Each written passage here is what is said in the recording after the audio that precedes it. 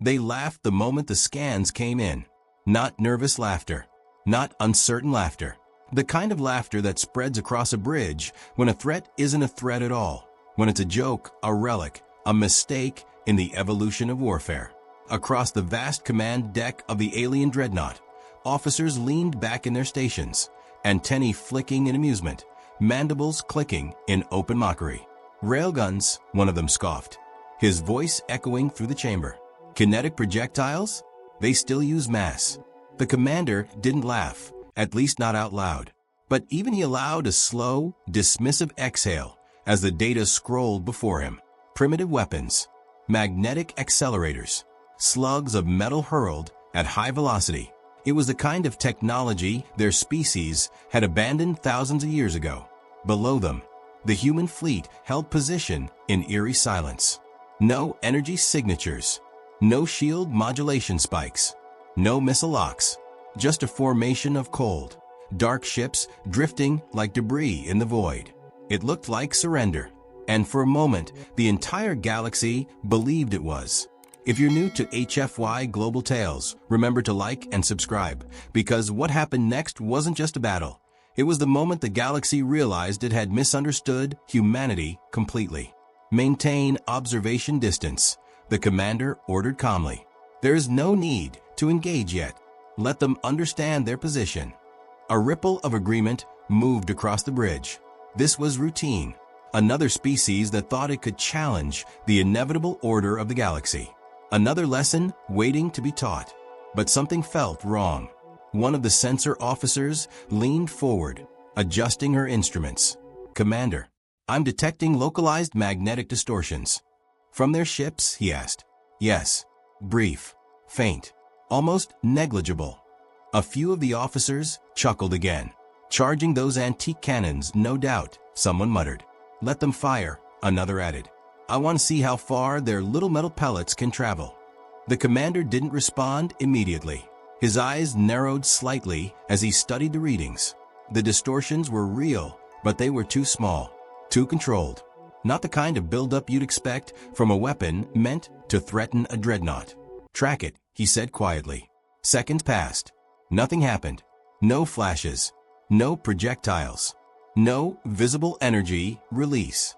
The silence stretched. And then, impact detected. The words slammed into the bridge like a physical force. "Where?" the commander snapped. "Forward hull, no weight, multiple points." The sensor officer's voice fractured. "That's impossible." The entire ship shuddered. Not violently, not catastrophically, but enough. Enough to break the illusion of invincibility. Damage report. Minimal external deformation. "But Commander, something penetrated the outer armor." "That's not possible," another officer said sharply. "Nothing penetrates layered phase-reactive plating without energy signatures," the sensor officer finished, her voice trembling. But there were none. The commander rose slowly from his command seat. "Show me." A holographic projection flared to life in the center of the bridge. It displayed the forward section of the dreadnought, magnified, analyzed, dissected in real time. At first, it looked intact. Then the image zoomed further, and the bridge fell silent. A single, clean hole pierced through layers of armor that had never been breached before. No melting, no residue, no energy scarring, just absence. Like something had simply ignored the rules of matter and passed straight through. "How?" someone whispered, before anyone could answer. Second impact. This time, the ship lurched harder. Alarms began to rise, not panicked yet, but no longer passive. Multiple penetrations across mid-hull. Still no incoming projectiles detected. "That's impossible," another officer snapped. "Everything leaves a trace." "Not this," the sensor officer said, her voice barely holding together. "Whatever they're firing, we can't see it until it hits us." The commander's gaze shifted back to the human fleet. They hadn't moved. They hadn't changed formation. They hadn't done anything that resembled an attack. And yet, "We are being fired upon," he said quietly. The words carried weight now. Not disbelief. Not dismissal. Recognition. "Raise shields to full capacity," he ordered. They're already at maximum, came the response. Then reinforce impact zones. We don't know where the next strike will be. Another impact. This one deeper. A section of the ship went dark on the display. Internal breach on deck 17. Atmosphere venting. Seal it. Crew members moved now fast, efficient. But the rhythm had changed. The confidence was gone, replaced by something unfamiliar. Uncertainty. The commander's claws tightened against the edge of his console. Return fire, he ordered. At once, the dreadnought came alive. Energy weapons charged, glowing with contained power. Missile systems armed. Targeting solutions calculated in microseconds. Target their central formation, he continued. Erase them. Yes, Commander. A beam of concentrated stellar energy lanced out across the void, followed by a storm of guided munitions. The kind of firepower that had ended civilizations. The kind of firepower no fleet had ever survived. The human ships didn't move. Not immediately. The beam struck. And for a moment, it seemed like the universe corrected itself. The primitive fleet bathed in overwhelming energy, swallowed by light and destruction. Several officers exhaled in relief. There, one said, as expected. But the sensor officer didn't relax. Commander, she said slowly. Report. They're still there. The light faded. The human fleet remained. Shields, if they even were shields, had absorbed the blast with minimal distortion. No overload. No collapse. Just a faint shimmer. And then stillness again. Silence returned. Heavier now. More dangerous. The commander stared at the display. Again, he ordered. Another volley. Another beam. Another barrage. Same result. No effect. And then, magnetic distortions detected, the sensor officer whispered. This time, no one laughed. The commander didn't speak. He didn't move. He just watched. And waited. Brace for impact, someone said.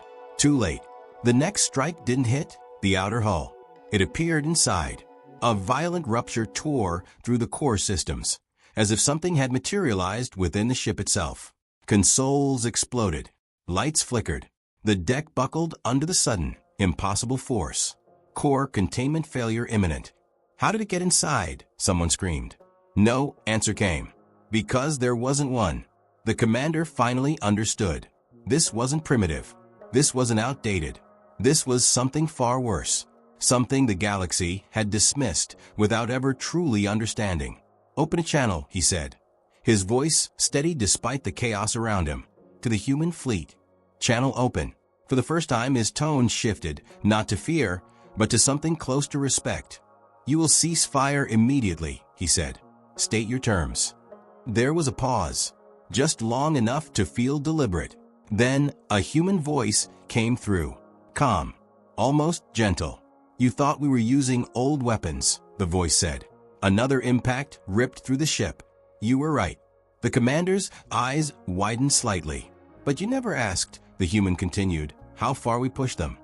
The transmission cut, and across the void, the human fleet fired again. The first thing they did was deny it. Not publicly. Not across the fleet-wide channels where panic could spread like a contagion.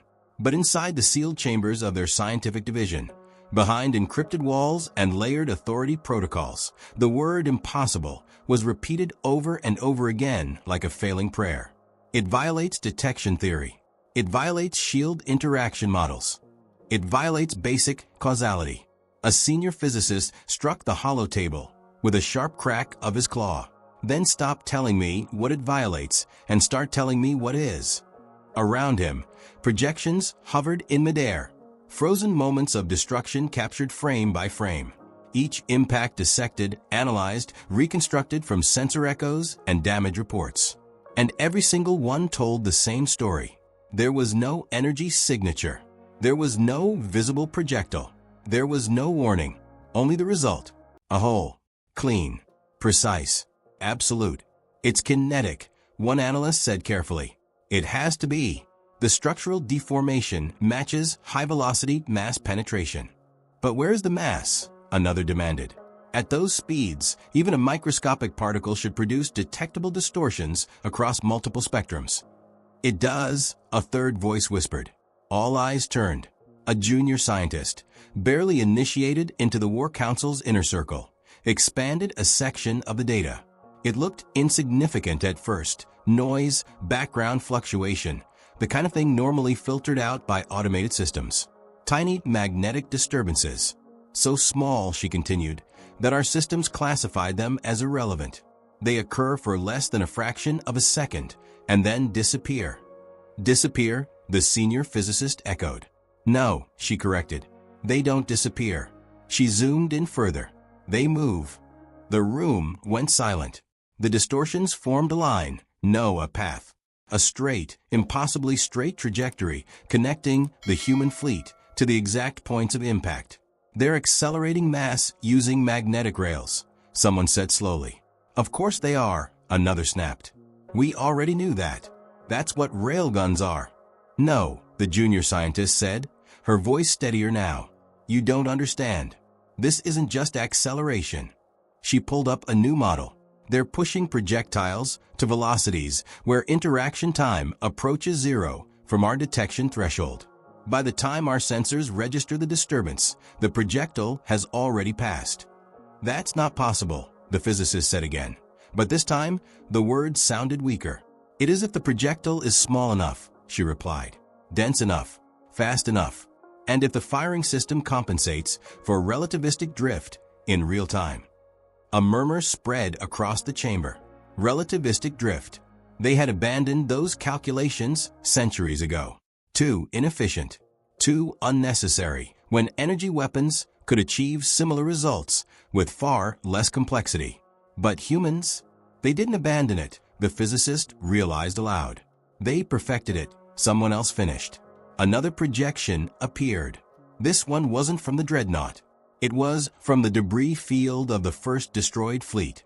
Fragments of ships, spinning silently in the void. Hulls pierced through and through, as if skewered by invisible spears.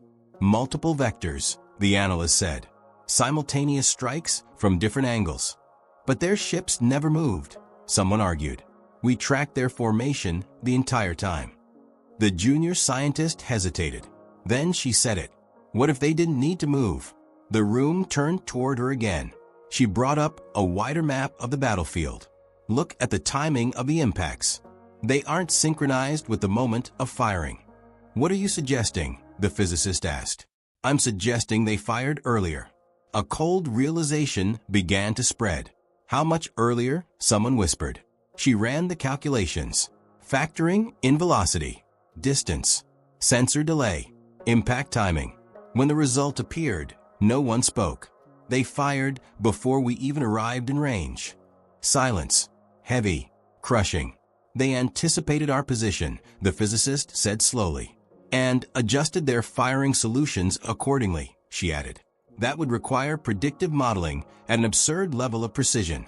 Yes, and if we changed course, they would have already compensated for that too. Another officer leaned forward, his voice tight. You're telling me they can hit us before we even decide where we're going to be? The junior scientist met his gaze. I'm telling you they already did. The implication settled like a weight on every mind in the room. This wasn't just a weapon. It was inevitability. A system where cause and effect blurred together. Where the moment you became a target, the outcome was already decided. They're not reacting to us, the physicist said quietly. They're predicting us and executing the solution before we can change it, another added. A new alarm chimed through the chamber, urgent, insistent. Report, the physicist snapped. A communication officer's voice cut in, strained and tight. Additional dreadnoughts are reporting internal breaches. Same pattern. No detected projectiles. How many? A pause. Then, all of them. The words drained the air from the room. They're firing across the entire fleet, someone said. Not just firing, the junior scientist corrected. Solving. Another projection flickered to life. This one showing the human fleet again. Still motionless. Still silent. Still waiting. They're not even adjusting their position, an analyst noted. They don't need to, the physicist replied, because by the time the alien fleet had recognized the threat, the solution had already been written. Another impact registered. Then another, and another, each one precise, each one devastating, each one impossible to stop. Shields are irrelevant, someone said hollowly. There's no energy interaction to deflect. Armor is irrelevant, another added. They're punching through it like it doesn't exist. Evasive maneuvers, a third suggested weakly. The junior scientist shook her head. If they've already calculated our future positions, moving only confirms their solution. Silence again. Deeper this time. More final. The physicist straightened slowly. For centuries, he said, we believed technological progress meant abandoning the old, replacing it, evolving beyond it. His gaze shifted to the display of the human fleet. But what if progress isn't about abandoning anything? No one answered, because they already knew. Another impact tore through a distant dreadnought on the feed, its core erupting in a silent bloom of light before collapsing into debris. What if, he continued, progress is about taking something simple and pushing it so far that it becomes unstoppable? The junior scientist whispered the answer. Then this isn't primitive. No, the physicist said. It's inevitable. A final transmission from one of the outer ships broke through, distorted, fragmented, filled with static and fear. We can't see them, we can't stop them. They're... The signal cut out, gone, erased, and in the silent void between fleets, the human ships remained exactly where they had always been, waiting, calculating, firing. The first dreadnought didn't explode. It simply stopped. Across every sensor grid in the alien formation, the massive warship was there one moment. Power signature stable, shields layered, command signals flowing. And then, in the next instant, it went dark. Not destroyed, not shattered, just gone. Loss of signal from Dreadnought Varkesh, a comm officer reported, his voice thin with confusion. No debris field detected. That's not possible, another snapped. Even catastrophic failure leaves. Wait, the sensor officer interrupted. I'm picking up fragments. The display zoomed outward. At first, it looked like static, tiny specks scattered across the void. But as the system enhanced the image, the truth became clear. The dreadnought hadn't vanished. It had been undone. Sections of its hull drifted apart in near-perfect lines, as if sliced by an invisible grid. Internal compartments exposed to vacuum. Structural beams severed with surgical precision. No explosion, no fire, just disassembly. What weapon does that? Someone whispered. No one answered. Because every model they had, every theory they had just built, suddenly felt incomplete. Multiple impact vectors detected, the sensor officer said. Simultaneous penetrations across all critical systems. How many? The commander demanded. A pause. Then, hundreds. Silence crushed the bridge. Hundreds, one officer echoed. From a single volley? They didn't fire a single shot, the sensor officer corrected, her voice trembling. They fired a solution. The words hung there, heavy, unavoidable. Report from the second line, the commander ordered. Before the response could come, contact lost. Third line, contact lost. Fourth, gone. One by one, the icons representing the alien fleet began to dim.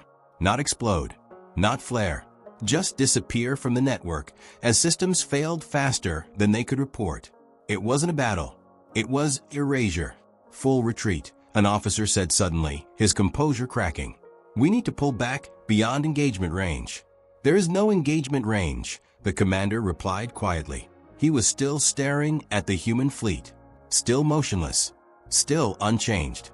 And yet, every second they remained within this space, more ships died. Then we scatter, the officer insisted.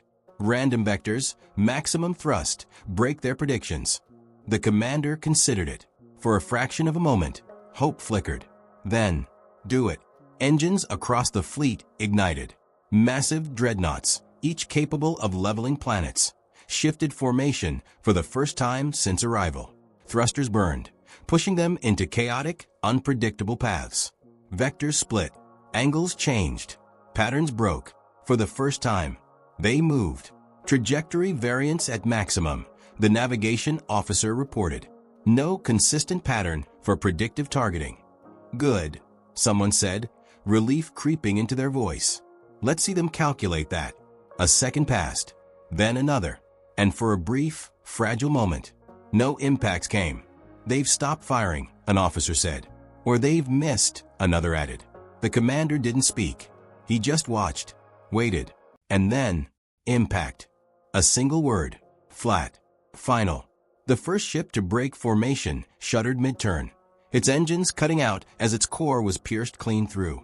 Then another, and another. The chaotic movement didn't save them. It accelerated the end. They're still hitting us, the navigation officer shouted. Even with randomized vectors. How? Someone demanded. There's no pattern left to predict. The answer came from the sensor officer. They're not predicting patterns, she said. They're predicting outcomes. The words hit harder than any weapon. They're counting for every possible maneuver, she continued, her voice shaking now. Every variation, every deviation, and they're firing into all of them. That's, one officer began. Impossible, she finished. No one said it this time, because they were watching it happen. Another dreadnought split apart, its midsection collapsing inward as multiple unseen projectiles intersected at the exact same point, overwhelming its structural integrity in an instant. They're saturating probability space, the commander said slowly. The realization settled over him like ice. Every place we could be, they've already fired. A ripple of fear spread across the bridge. Then there's nowhere safe, someone whispered. No, the commander agreed. There isn't. A new alert flared. Commander, we're detecting something else. He turned. What now?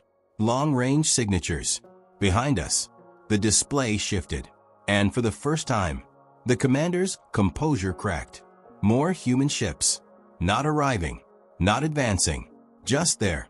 Already in position. They were here the whole time, an officer asked, disbelief breaking through. No, the sensor officer said slowly. They weren't. Then how? She didn't finish. She didn't need to, because everyone on that bridge understood what it meant. The strikes hadn't just come from one direction. They had come from everywhere. They fired across the system, the commander said, before we even knew where the battlefield would be. Another impact rocked the ship, closer this time, deeper. Internal damage spreading. Containment failing on multiple decks. Shields collapsing in localized sectors. The dreadnought was dying, not in a blaze of glory, not in a final stand, but piece by piece, system by system, like something dismantling it with quiet, unstoppable precision. The commander steadied himself against the console. For the first time in his career, he had no command to give, no strategy to deploy, no weapon to answer with. Because this wasn't a fight. It was a conclusion, a calculation that had already been solved. Another transmission burst through the chaos. This one from a distant ship, barely holding together. They're not ships, the voice screamed through static. They're firing platforms. The whole system is. The signal cut off. Gone. Silence followed. Heavy. Final. The commander looked one last time at the human fleet. Still motionless. Still silent. Still. Unstoppable. And in that moment, he understood the truth the galaxy had refused to see. Humans hadn't brought old weapons into a modern war. They had turned something ancient into something absolute. Another impact struck. Closer. Brighter. And then, darkness. Long before the war, long before the first alien fleet ever crossed into human-controlled space, there had been arguments. Not about survival, not about expansion, but about philosophy. Inside Earth's defense councils, across orbital stations, deep within research networks that spanned moons and colonies, one question had divided humanity for decades. Should they abandon the old or perfect it? Most civilizations in the galaxy had already answered that question. They moved forward. They evolved. They replaced. Energy weapons replaced kinetics. Predictive systems replaced manual control. Simplicity was discarded in favor of elegance, efficiency, and power. And for a time, humanity followed the same path. They built plasma cannons that could melt through asteroids. They developed particle beams that could shear through fleets. They engineered shields that bent light and energy like it was nothing more than a suggestion. They became advanced, respectable, predictable, and that was the problem. Every species converges, one human engineer had said during a long-forgotten conference. Given enough time, they all build the same weapons, follow the same doctrines, fight the same way. He had been dismissed, quietly, politely, until the simulations began to fail. It started as an anomaly, small at first. A few unexpected losses in large-scale war simulations. Then more. Then entire fleets collapsing under conditions that should have guaranteed victory. At first, they blamed the models. Then they blamed the data. But eventually, they realized the truth. We're not losing because we're weak, a strategist said during one of the closed sessions. We're losing because we're predictable. That was the moment everything changed.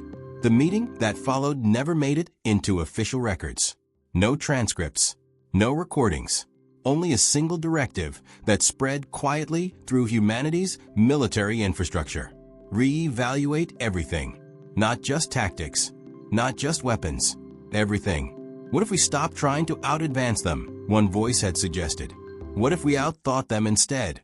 Silence had followed. Then, what does that look like? The answer was simple. Terrifyingly simple. We go backwards. At first, it sounded absurd. Regression as a strategy? Abandoning centuries of progress? But it wasn't about abandoning anything. It was about remembering. Every system we've replaced, the engineer explained. We replaced because something better came along, not because it stopped working. He pulled up an old schematic. A railgun, primitive by galactic standards, inefficient, limited, outdated, or so everyone believed.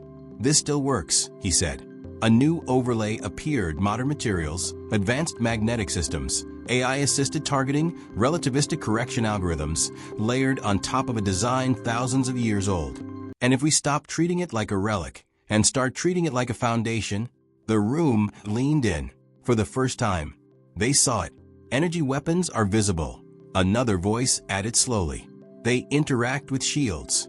They produce signatures. They follow rules the enemy understands. But mass, the engineer continued. Mass doesn't care about shields. It doesn't glow. It doesn't announce itself. It just arrives. And if it arrives fast enough, it arrives too late to stop. That was the beginning, not of a new weapon, but of a new doctrine. They didn't abandon their advanced systems. They integrated them, wrapped them around something ancient, and made it something else. Something the galaxy had never considered worth evolving. They built railguns that could fire projectiles at fractions of light speed. Tiny, dense slugs engineered to survive the journey without fragmenting. They created targeting systems that didn't just track enemies. They predicted them. Every movement, every reaction, every possible decision mapped out before it happened. They turned time into a weapon. If we know where they will be, a strategist said, then we don't need to chase them. We meet them there. And then they went further. They didn't just mount railguns on ships. They turned entire fleets into firing networks, distributed systems, synchronized calculations, every ship a node in a larger equation, so that when they fired, they weren't firing individually. They were solving collectively. One target, infinite angles, zero escape. It took years, decades, quiet, deliberate development hidden beneath layers of conventional progress. To the outside galaxy, humanity looked like everyone else. Energy weapons, shield arrays, standard formations. They played the part perfectly, because the real weapon was something no one bothered to look at. Back in the present, the alien fleet was still dying, not in chaos, not in confusion, but in a steady, inevitable collapse. Each ship falling exactly as predicted. Each movement answered before it was made. They're not adapting, one surviving alien officer whispered over a fractured comm channel. They don't need to, because everything the aliens were doing, humans had already accounted for it. Another dreadnought fell silent. Then another. The battlefield, once filled with overwhelming power, was becoming something else. a graveyard, and at its center, the human fleet remained, unchanged, unmoving, untouchable, far from the front lines, deep within a human command vessel. A young officer watched the data streams flow across her display. Enemy positions, predicted vectors, impact confirmations, all of it unfolding exactly as expected. Any deviations? She asked. A voice responded calmly. None. She nodded. Of course there weren't. There never were. Because this wasn't a fight driven by reaction. It was a plan executed with precision. Continue firing sequence, she said. Acknowledged. Across the system, unseen and unstoppable, the railguns fired again, and again, and again. Each shot another line in an equation the enemy couldn't even perceive. The officer leaned back slightly, her eyes fixed on the distant battlefield. They thought we were primitive, she said quietly. No one answered, because the truth didn't need to be spoken anymore. Primitive wasn't the opposite of advanced. Primitive was what happened when something became so simple, so refined, that nothing could counter it. Another confirmation appeared on her screen. Another dreadnought gone. She exhaled softly, not in relief, not in triumph, but in understanding. This was what humanity had built. Not the most powerful weapon, not the most advanced, but the most inevitable. And out in the void, the galaxy was finally learning the difference. At first, they thought distance would save them. It was a logical assumption. In every war they had ever fought, range was safety. The farther you were from the enemy, the more time you had, time to detect, to react, to intercept, to survive. Distance meant control. Distance meant advantage. So the order spread quickly through what remained of the alien fleet. Pull back. Maximum range. Regroup beyond engagement distance.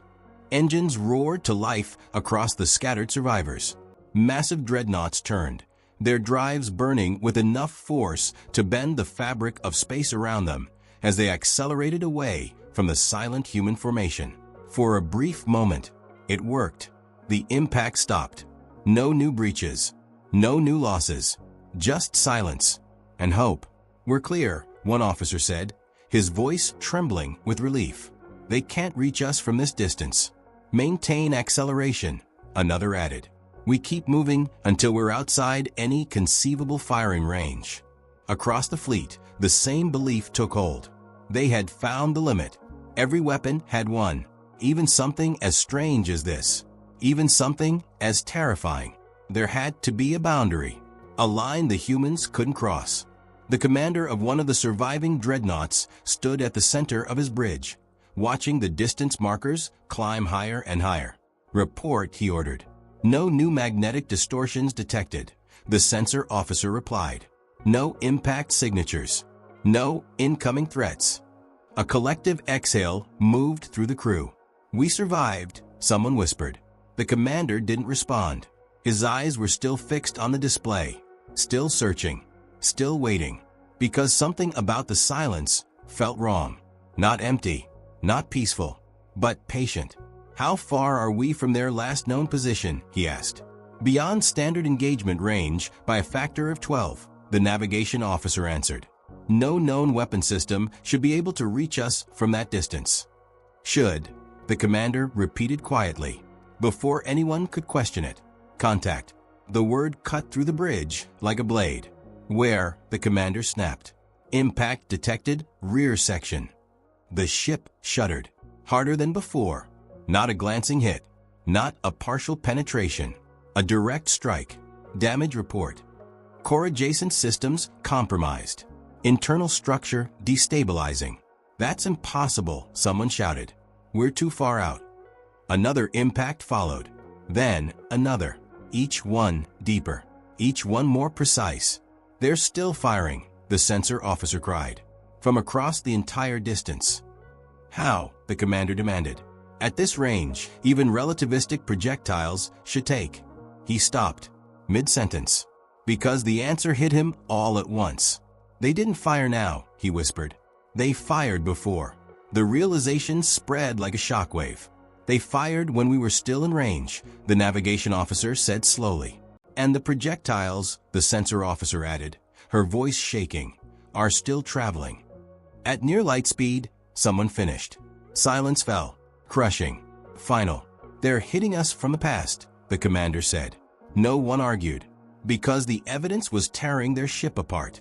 Another impact, this one closer to the core.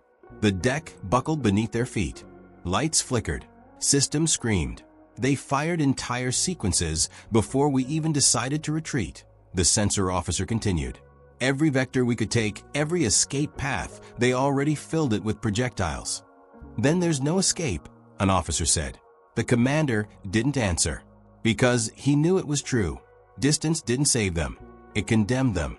Every kilometer they put between themselves and the human fleet was just another step deeper into a storm that had already been unleashed. Can we track the projectiles? Someone asked desperately. Anything, any signature, any trace. No, the sensor officer said. They're too small, too fast. By the time we detect them, they've already passed. Another impact. Closer, brighter. A section of the ship vanished from the internal display, hull integrity collapsing. Containment fields failing. Emergency bulkheads. Gone. All of it. Erased in an instant. Across the fleet, the same reports echoed. Ships that had believed themselves safe, now dying without ever seeing their attacker. We're being destroyed by weapons that were fired minutes ago. One officer said over a broken comm channel. We're already dead, we just haven't caught up to it yet. The transmission dissolved into static. The commander closed his eyes for a brief moment. Not in fear, not in denial, but in clarity. This is what they meant, he said quietly. The bridge turned toward him. When they said we didn't understand their weapons. Another impact struck. The ship groaned under the strain. They weren't just talking about power, he continued. They were talking about time. He opened his eyes again, staring into the display as another allied dreadnought flickered and disappeared. They turned distance into delay, and delay into inevitability. A final alert flared across the console. Critical failure in core systems. Containment collapse imminent. The crew moved, fast, desperate, but it didn't matter. Nothing they did now could change the outcome, because the outcome had already been decided. Minutes ago, before they ever chose to run. Commander, the sensor officer whispered. There's something else. He looked at her. Her expression had gone pale. What is it? She hesitated, then brought up a new projection. It showed a map of the surrounding system. Not just their fleet, not just the battlefield. Everything. Asteroid belts, orbital paths, empty space, and scattered across it all. Faint, almost invisible lines. Trajectories. Thousands of them. All converging. All intersecting. All leading to the same places. Our entire retreat path, she said slowly, is saturated. The commander stared at the map, at the sheer scale of it. They hadn't just fired at ships. They had filled the system. Every possible escape route, every possible future, covered, complete. A cage made of motion, invisible, unavoidable. We were never retreating, he said. The realization settled over the bridge like a final verdict. We were walking into it. Another impact. This one the last. A blinding flash tore through the core. The world collapsed inward. And then, nothing. Far away, beyond the dying fleet, the human ships remained exactly where they had always been. Silent, still, and impossibly distant. They didn't chase. They didn't advance. They didn't need to. Because in a war where every outcome was calculated in advance, victory didn't require movement, only execution. And across the cold, empty vastness of space, the last of the retreating fleet fell silent. Panic didn't arrive all at once. It seeped in, quiet at first, controlled, contained behind formal reports and carefully chosen words. Losses were labeled unexpected variables. Failures were temporary anomalies. Entire fleets disappearing became communication disruptions. But lies have a limit, and that limit had been reached. Inside the High Command Citadel, An orbital structure so vast it housed entire ecosystems within its rings. The atmosphere had changed. Not visibly, not to an untrained eye, but beneath the surface. Everything was breaking. "They're gone," one strategist said, his voice stripped of all pretense. "Entire battle groups. No survivors. No recoverable data beyond what we've already seen." Across the chamber, the High Council remained silent. Massive figures, armored in both biology and technology, seated in a semicircle that had governed wars for centuries without ever once questioning its own superiority. "Until now. This is not a war," another advisor added. "It's a systemic collapse." "Explain," one of the council members demanded. The strategist hesitated, because the explanation sounded insane. "Every engagement follows the same pattern," he said slowly. "We arrive. We establish superiority. We detect no meaningful threat." His claws tightened. "And then we begin to die." "How?" another council member pressed. "We don't know," he admitted. "By the time we identify the weapon, it's already too late." A ripple of irritation moved through the chamber. "You're describing ignorance, not analysis." "No," a new voice cut in. Calm, measured, terrifyingly certain. "They are describing the truth." All eyes turned. The speaker stepped forward, a senior scientific authority, one of the few individuals granted access to both military and theoretical data streams. "We've reviewed every engagement," she continued, "every sensor log, every fragment of telemetry." She gestured, and a massive projection filled the chamber. Destroyed fleets, shattered dreadnoughts, endless silence where entire armadas should have been. "They are not defeating us through force," she said. "Then how?" the council demanded. She paused, and for the first time, there was hesitation in her voice. "They are removing us from the equation." Confusion rippled outward. "Clarify." "They are not fighting our ships," she explained. "They are targeting the conditions that allow our ships to exist." The chamber fell still. "Every movement we make," she continued, "every decision, every formation, every retreat vector, is anticipated." "That's impossible," one council member snapped. "No system can predict free will." "Not perfectly," she agreed, "but they don't need perfect." She expanded the projection. Now it showed branching paths, millions of possible trajectories spreading out like a web across space. "They calculate probabilities," she said, "not certainties. And then they fire into all of them." A long silence followed, heavy, uncomfortable. "You're saying," one council member began slowly, "that every decision we make has already been accounted for?" "Yes." "And every outcome already targeted?" "Yes." Another council member leaned forward. "Then we changed the variables." The scientist looked at him. "We tried." A new set of data appeared. Randomized fleet movements, erratic jumps, unpredictable formations, all of them ending the same way: destruction. "They adapt?" the council member asked. "No," she said. "They don't need to." The weight of that answer settled into the room. They already solved it.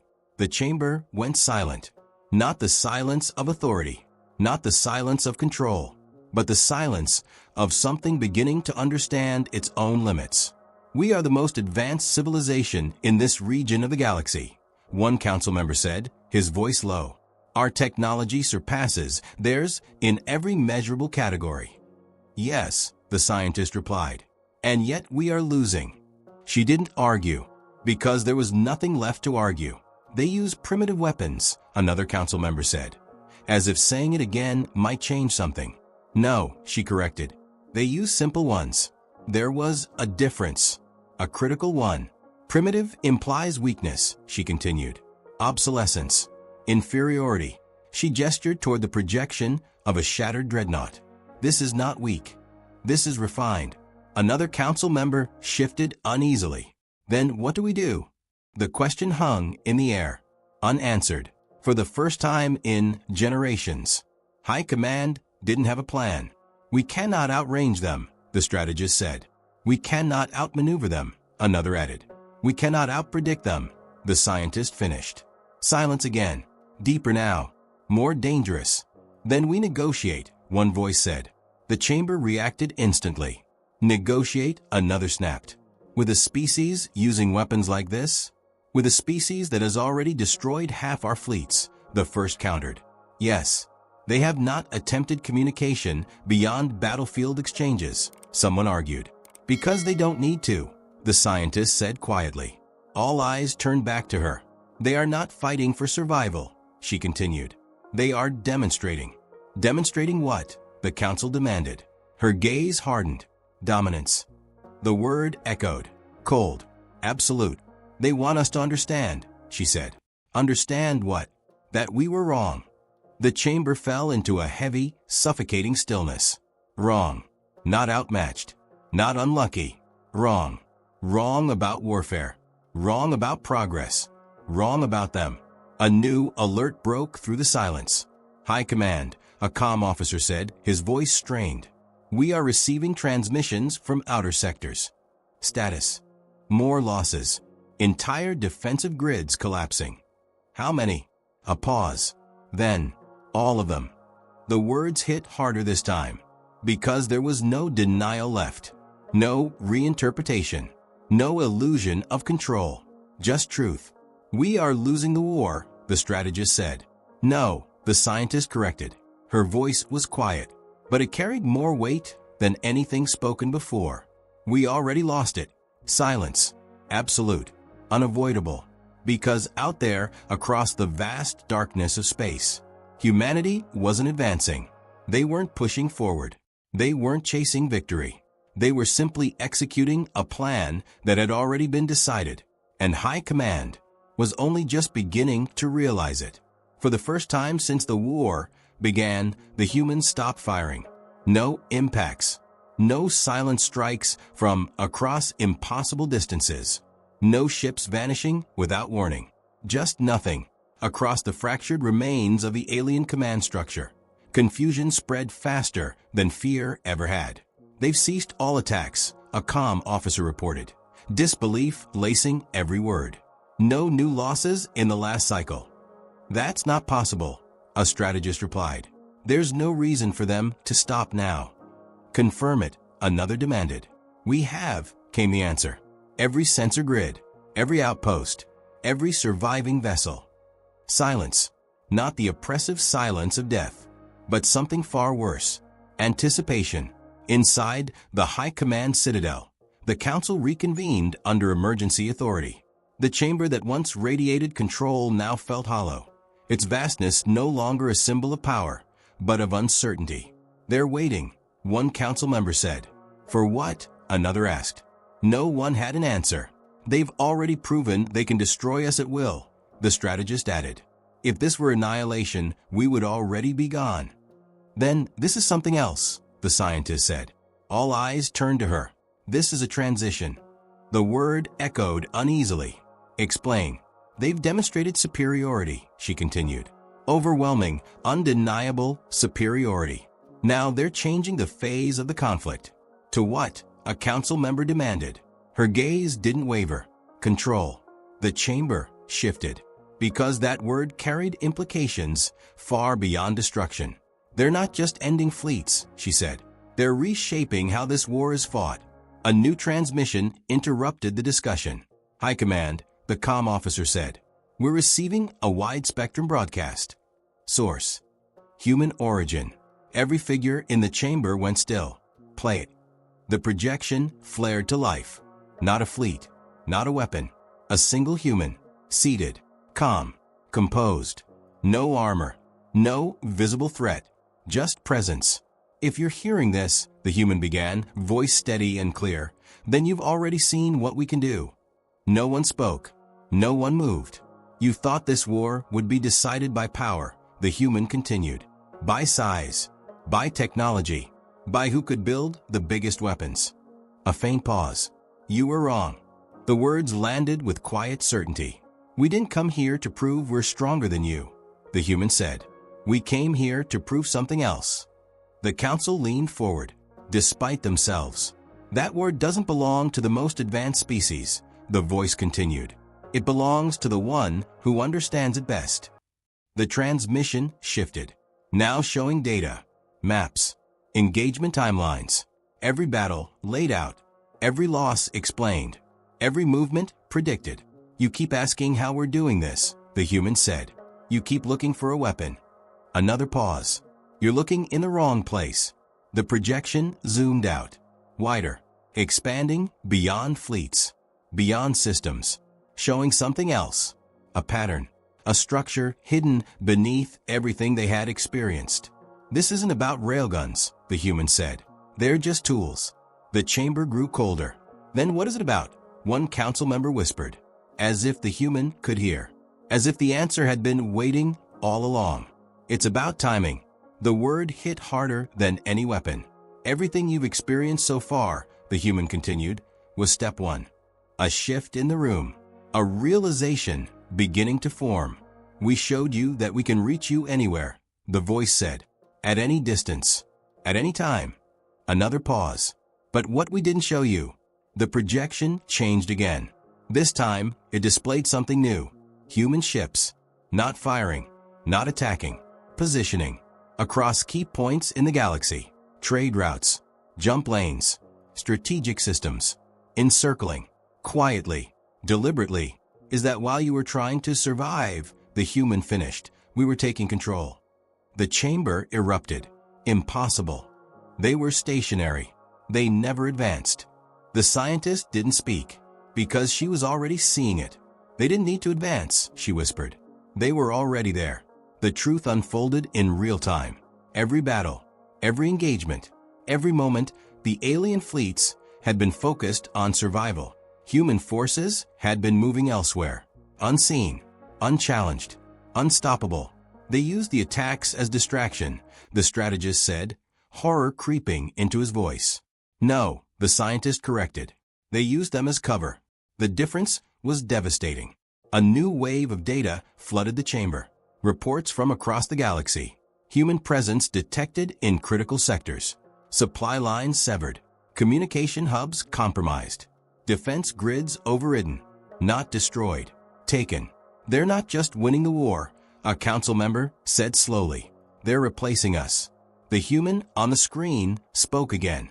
We don't need to destroy your civilization, they said. We just need to make it irrelevant. Silence. Crushing. Final. Your fleets are gone, the voice continued. Your defenses are compromised. Your command structure is fractured. A slight tilt of the head. Almost sympathetic. You can keep fighting, the human said. But you'll be fighting in a system that already belongs to us. The transmission began to fade. Or, the voice added, you can accept what comes next. The screen went dark. No follow-up. No demand. No ultimatum. Just absence. Inside the high command chamber, no one spoke. Because there was nothing left to say. The war they thought they were fighting had already ended, and they hadn't even realized when it happened. Far beyond the citadel, human fleets held their positions. Silent, unmoving. Every shot they had fired, every second of destruction, had only been the beginning. Because the real victory had never been about destroying the enemy. It had been about taking everything they needed, while the enemy was too busy dying to notice. They expected the end to look like the beginning. Distant strikes, invisible death, ships breaking apart before they could even react. That was the war they had come to understand. The only kind of war they believed humanity could fight. They were wrong. The first human vessel didn't fire. It appeared. No warning. No approach vector. No detectable transition through space.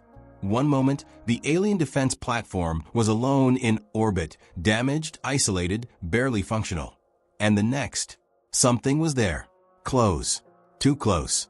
Contact. Range .003, the station officer shouted. Panic breaking through discipline. Unidentified vessel. No confirmed human. The words died in his throat. Because the ship wasn't like the others. It wasn't distant. It wasn't silent in the same way. It was present. Massive, angular, scarred by design rather than damage. No glowing energy fields. No elegant lines. Just reinforced plating, exposed structures, and something that felt less like a warship and more like a tool built for impact. Why are they this close? Someone whispered. No one answered. Because the answer arrived a second later. Boarding signatures detected.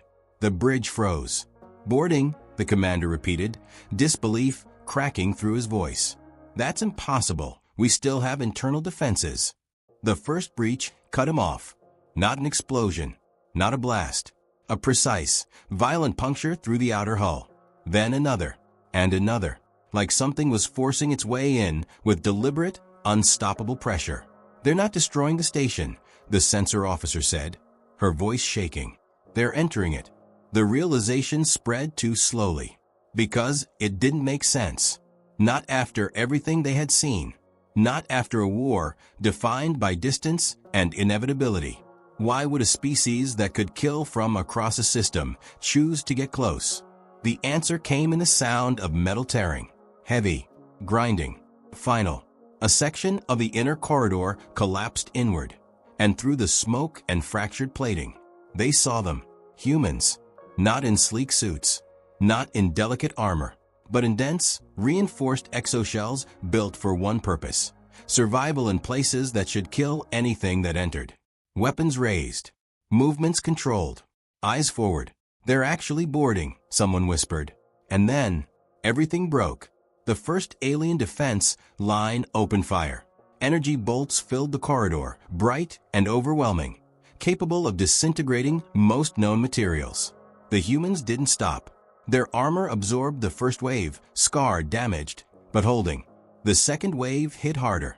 One of them staggered, then corrected, then kept moving. They're not retreating, the officer shouted. They're walking through it. Of course they were. Because this wasn't desperation. This was design. Return fire came in short, controlled bursts. Not wide, not wasteful. Each shot precise. Each shot final. Alien defenders fell one by one, not from overwhelming firepower, but from something far more terrifying. Efficiency. They're targeting weaknesses, the commander realized too late. Armor gaps, joint structures. Another breach.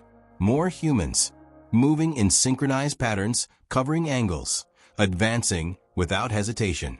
They trained for this, the sensor officer said. No, the commander replied, watching in horror. They built for this. The station's internal systems activated defensive countermeasures, automated turrets, localized shield barriers, environmental lockdowns. It didn't matter. The humans adapted instantly. Turrets were disabled before completing rotation. Barriers were bypassed through coordinated fire. Lockdowns became traps for the defenders instead of the attackers. They're turning our systems against us, someone said. Because every system had logic, and logic could be predicted. The corridor fell silent, not because the battle was over, but because there was no one left to fight there. Fall back to Central Command, the commander ordered. Regroup and hold position. Survivors moved quickly, retreating deeper into the station.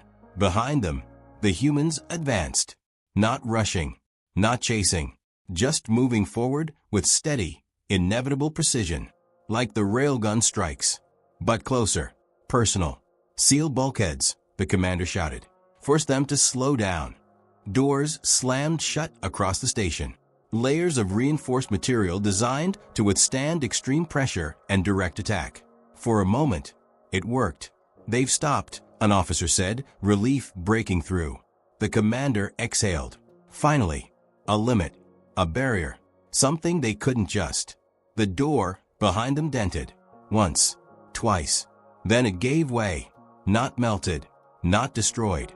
Forced open. Raw strength backed by something far more dangerous than power alone.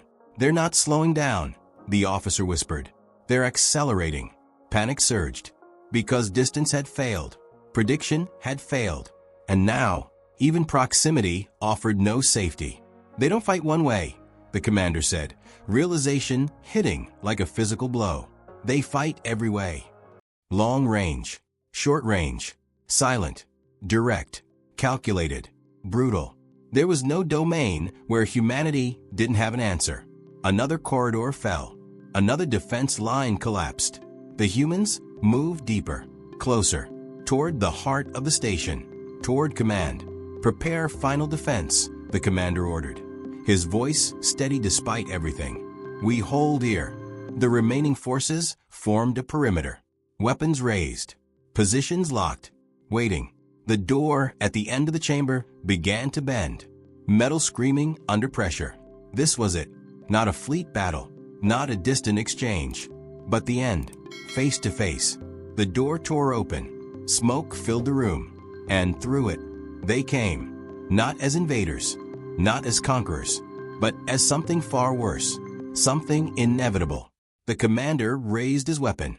For the first time since the war began, he could actually see his enemy. And somehow, that made it worse. Because there was no mystery left. No misunderstanding. No illusion. Just the truth.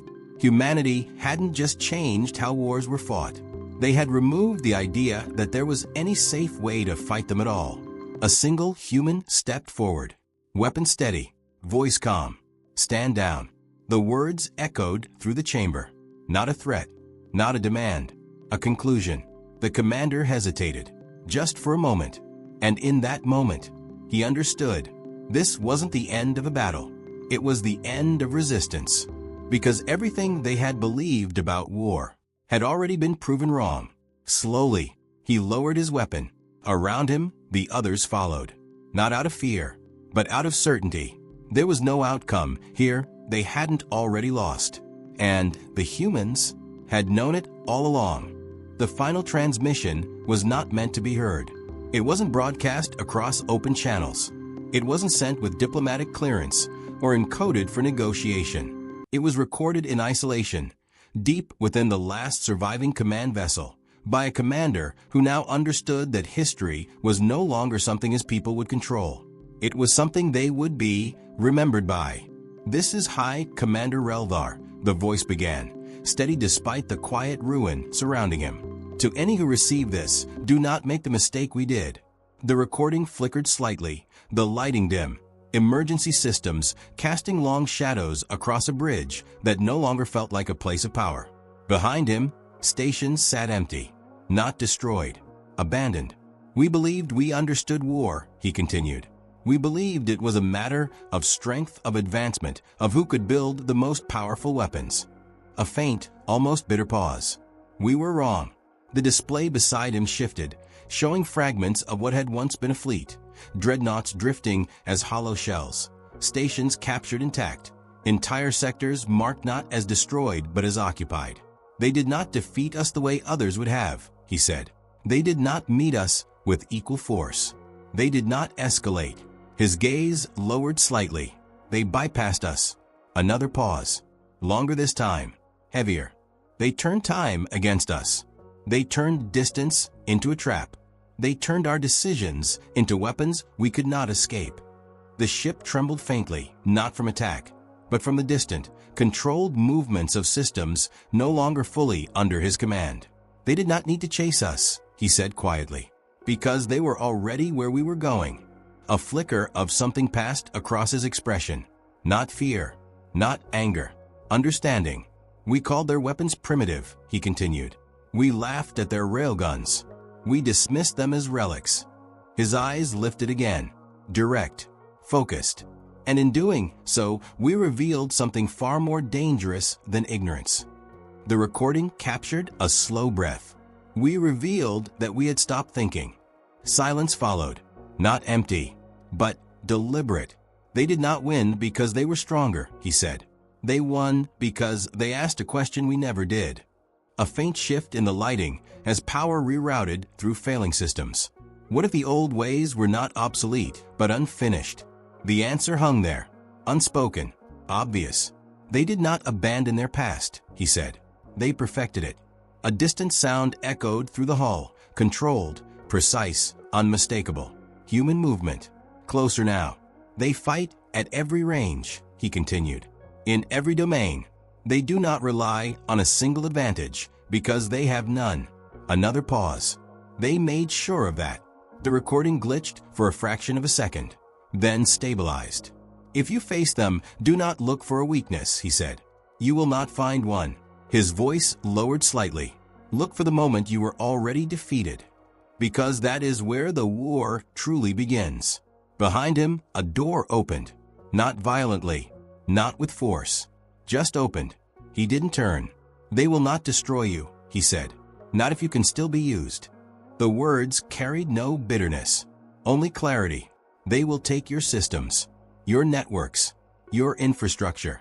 A faint, almost hollow breath. "They will make your civilization function under their control." Another step echoed behind him. Still, he didn't look. "And you will let them. Because by the time you understand what they've done, there will be nothing left to resist with." The lighting dimmed further. Power failing. Time running out. "This is not a warning of destruction," he said. "It is a warning of replacement." The final words settled into the silence like a closing door. "If you value your sovereignty, do not engage them in war." A pause. Then softer. "Because war is the one thing they have already mastered." The recording began to break apart, signal degrading as control of the ship slipped further away. For a brief moment, the commander's expression changed. Not to fear, not to regret, but to something quieter. Acceptance. "They are not just a species," he said. "They are a solution." The feed flickered, then steadied. One last time. "And we," a faint exhale, "were the problem." The transmission ended. Silence followed. Across the galaxy, the war didn't end with a final battle. There was no grand explosion, no last stand, no desperate charge into oblivion. There was only change. Systems once controlled by the alien empire began operating again, efficiently, seamlessly, but under new authority. Trade routes reopened. Communication networks stabilized. Defense grids came back online, not as weapons of war, but as structures of control, human control. And at the center of it all, the same fleets remained, silent, unmoving, watching, not as conquerors, but as something far more absolute, caretakers of a system they had already claimed. And somewhere, far beyond the reach of those who had lost everything, a human voice spoke quietly, almost thoughtfully. "They thought we were using old weapons." A pause. "They were right." Another. "They just didn't understand." The voice faded into the vastness of space. That we never stopped improving them. And so the galaxy learned its final lesson, not through destruction, but through inevitability, because humanity hadn't just won the war. They had redefined it. If you made it this far, don't forget to like, subscribe, and share HFY Global Tales. And tell us in the comments,